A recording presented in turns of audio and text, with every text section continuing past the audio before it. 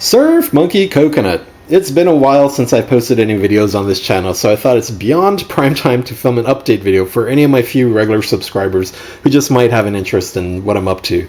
And I actually have had a few gardening projects going on, but at this time spring is come and gone now. I've had a lot of video projects milling around in my head. So first off, here's my second batch of summer plant sprouts, and as you can see, some are doing better than others. We just have a row of normal basil plants here, some more basils here.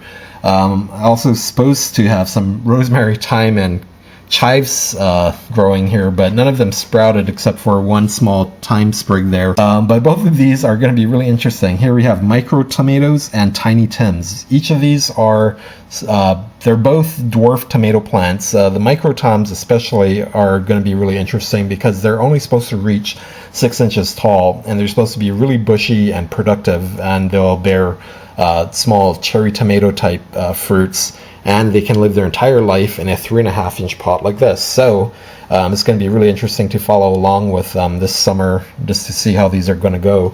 And I'm probably going to keep them indoors because, you know, why not? They're going to be small enough to fit on a windowsill.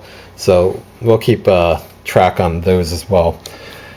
Here are some interesting cactus seeds that I'm growing this year for the first time.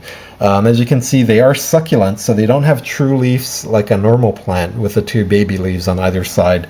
They are actually just lip-looking structures that are coming out of the ground, and they remind me a lot of the plant from the Little Shop of Horrors, the one that used to say, "Feed me, Seymour," and then you'd have to like give it blood to allow it to survive, or you know, even humans at a certain point. So this is going to be a really interesting plant, and of course, is this going to turn into a normal cactus plant, not anything from outer space like that Little Shop of Horrors plant.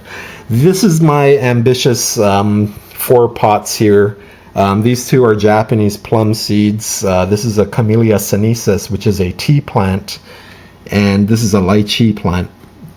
I'm not holding my breath for any of these sprouting. I'm thinking the plum seeds should have been cold stratified before planting. I doubt there's going to be any activity on these, and the other two may or may not work. Most of these seeds were harvested from a farmer's market, like the Japanese plums. They were just kind of taken from the fruit last year. So like I mentioned, this is my second batch of plants. My first bunch was started back in March and has already been moved outdoors into, check this out, a raised cedar garden bed that I built just this year. So let's go check it out. So here's the bed with the first batch of spring sown plants, and they're doing well. We have some heirloom tomatoes grown from seeds that I saved from a farmer's market tomato last year, which were very, very sweet, small cherry tomatoes. I only hope to get a somewhat similar fruit on these. Got some kale, some eggplant, some room for more stuff. Here's a zucchini plant that looks a little wilted today, only because today's a warmer day, much warmer day than what we've been experiencing lately. Overall, this is a pretty well shaded bed due to the building surrounding it. So aside from the tomato plant, I'm planning to grow a lot of shade tolerant veggies in here. This side of the bed gets most of the sun both morning and afternoon. Midday is covered due to the garage being right here on the south side.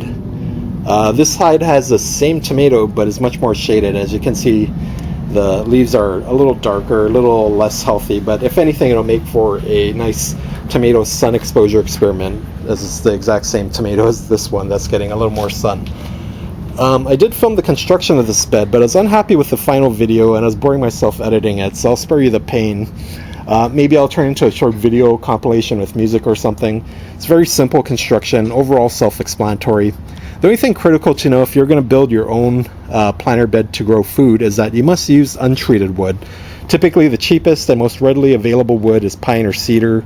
Untreated pine may last 1 or 2 years before it starts to decay, but in this case I chose cedar, which is slightly more expensive, but it's also naturally more weather and pest resistant and will hopefully last around 5 years. So again, no pressure treated wood. Don't apply any stains or waterproofing or paint to the wood, any of which will introduce lead, arsenic, or other heavy metals into your food, which you'll eventually consume. Just use the raw wood. So keep up with regular updates on the summer garden, and hopefully we'll see some good produce coming up on it. The kale's already paid off. So thanks again for watching, everyone, and happy growing.